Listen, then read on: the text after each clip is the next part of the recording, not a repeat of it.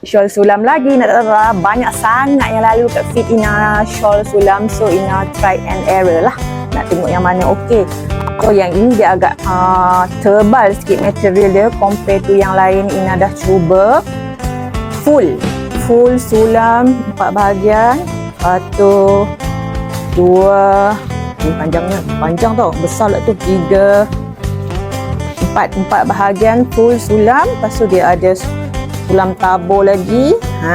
Yang ini for me tak berapa sesuai buat tudung lah, macam tebal sedikit lah. Tapi boleh je kalau yang suka tu kan.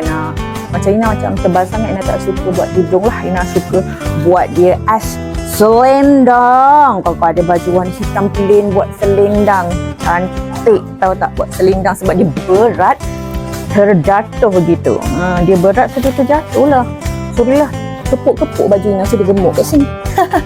Baju kita kepuk wak.